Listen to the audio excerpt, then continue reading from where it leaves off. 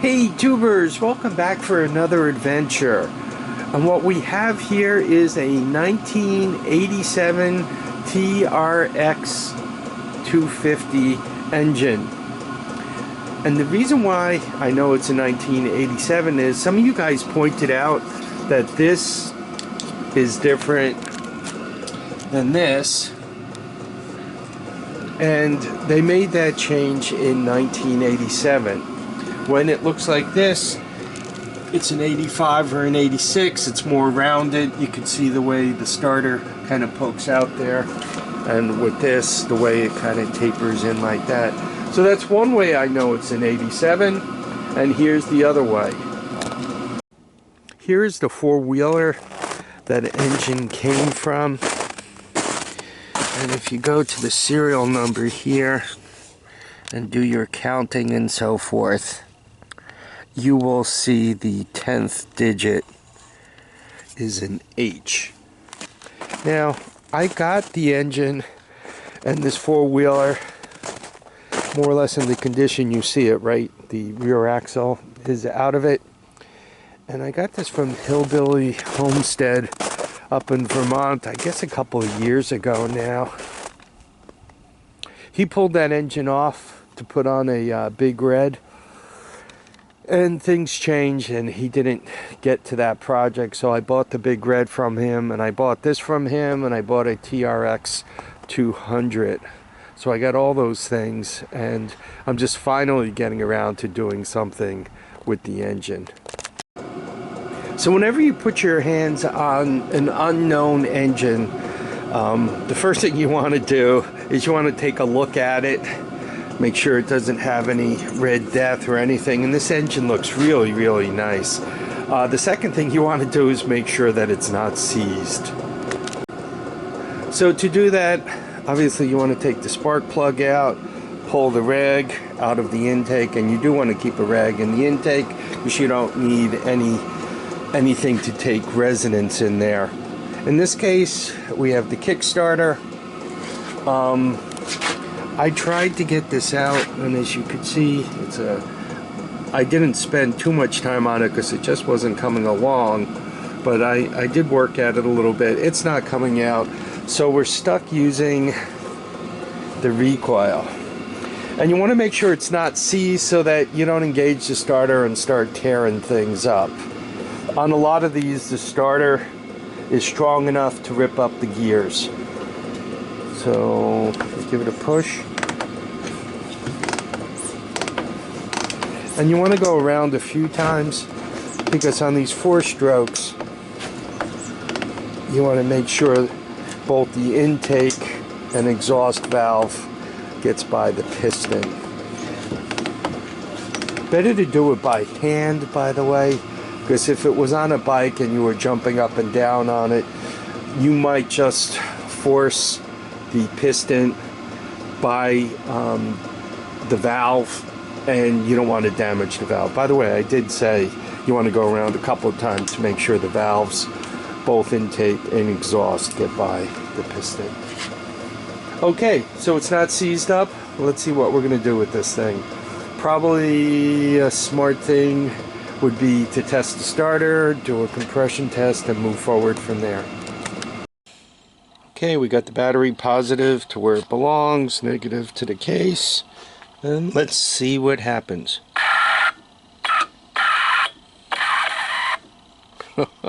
No sound so good.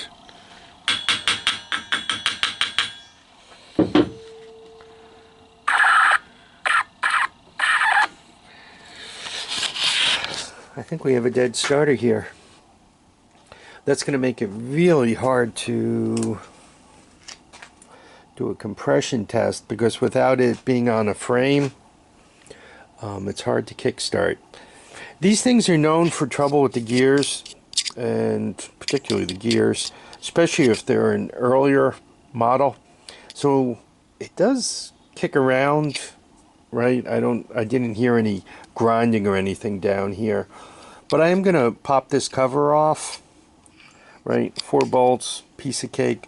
Just pay attention as you're taking it off, that you don't lose any shims, drop the gears on the ground. All that is kind of bad form. So anyway, let me get these loose and see what's cooking inside. Okay, all the 8mm are out. Let's take this apart.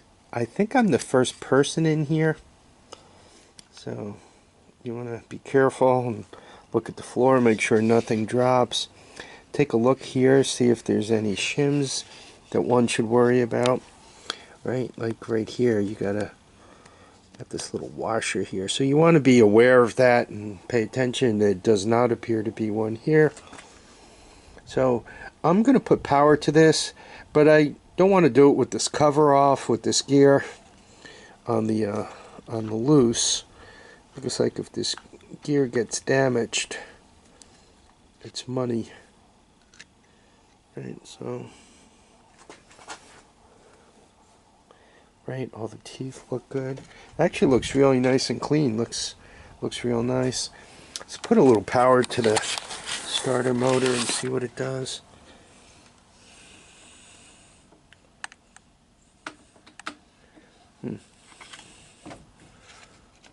A lot of nothing here.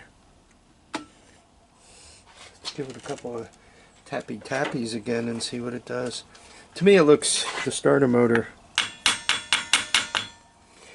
just appears as if either the brushes aren't. You guys see that? Let's try that one more time.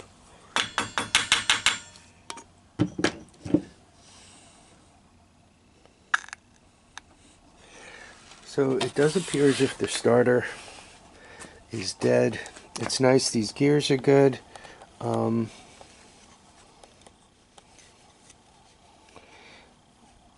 than fool around with this, I do have a starter on the way for the Astro.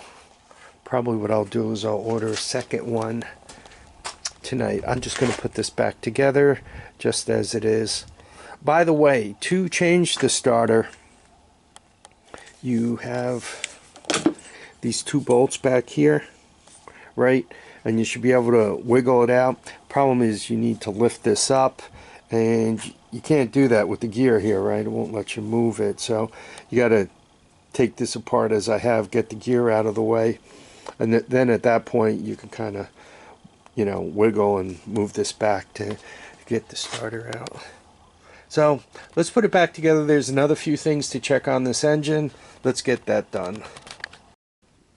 Another couple of tests you can perform on this engine, and once again, given I know what these are prone to, that material has a tendency to come from the starter or elsewhere within the engine, and it gets between the flywheel and the stator, which chews things up. So I know that these three yellow wires right here are the stator for charging the battery, right? Three-phase. And what you want to do is just hook a wire to one of them and just kind of hop around here. And you should come in somewhere around 1 ohm. And one can move this wire to the next one and then go around and then move the red to the last one and go around one last time. I've done that and they all come in somewhere around 1 ohm. Okay, I moved this up one range to the 2000 ohm range. The last measurements I did at the 200, now we're at 2000. And I've hooked to the red and black wire. I know the red and black wire powers the CDI ignition system, and when you check that to ground, the green wire, right, one gets somewhere around 200 ohms. There we are. And there we are right at 207, so that makes me happy. And we have one more thing left to do, and that's to check the pulse generator, which is the blue and yellow right there. And let me set, actually, you know what, I'm already on ground, so it should just be a matter of plugging into it. And you guys could see That's coming in somewhere around 500 ohms. That's a little high, and I'm making a mental note of that. If I have trouble getting spark, that's one of the places I'm going to look. On some of these older engines, they also didn't run the wires from the pulse generator straight out. They ran it through a connector and then out, and over the years that connector had a tendency to oxidize, which created more resistance, and at some point your pulse generator, though it was working properly, because of the resistance in series, you did not have enough of a closure or enough of a pulse to trigger your capacitive discharge ignition box. So I just made note, 500 ohms. It's a little high, but hopefully it's okay. And when I get a starter, I could put my portable CDI box on it, make sure I'm getting spark. As a matter of fact, I'm probably going to smash a carburetor onto this thing, and we'll try to get the engine started. I don't want to put... I have a brand new starter coming, so that's what I want to use for this. Given these gears are in really nice shape, and I know that's a fail mode for these things, I just as soon smash a brand new starter on it and not risk the gears.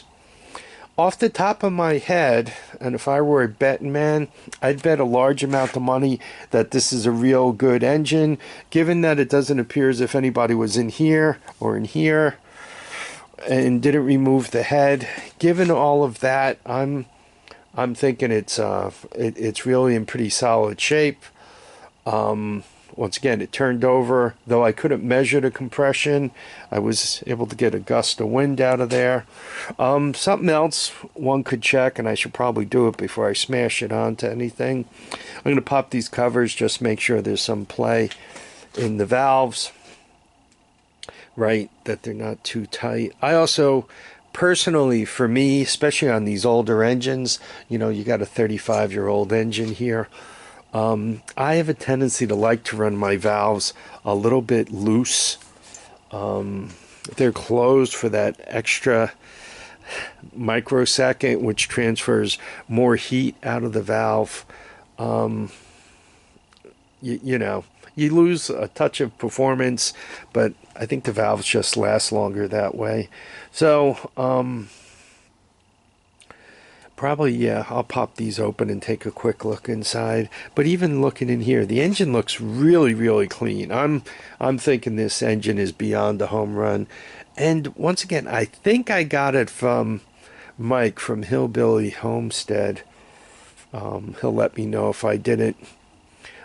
Just a quick comment. Should you be out shopping for a big red engine and you find one, and it might even be cheap, if this is removed, or it looks like somebody removed this, you have a whole heap of trouble in front of you. If you are going to remove this, you really want the engine on its side, and you want to carefully slide it out, and you want to pay a whole load of attention, because you kind of got a stack of gears that ride on the shaft.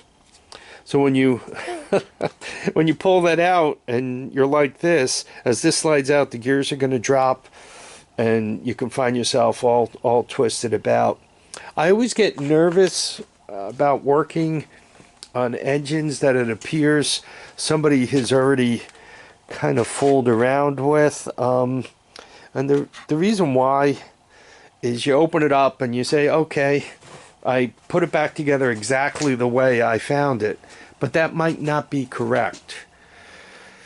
A lot of times you look at the exploded view and they could be right, or occasionally I've seen them like that little thin metal spacer, washer, shim, whatever you want it to call on there. I've seen them kind of leave those out in the diagrams, you know, or you find all the shims in there, but they put it on the wrong side of the gear. You know, junk like that. I really, really hate to follow up where people have already been, especially if it was a young person who perhaps didn't have all the right bolts and hardware, you know, or didn't put all the bolts and hardware in, you know. Like, this engine really has me scared to death.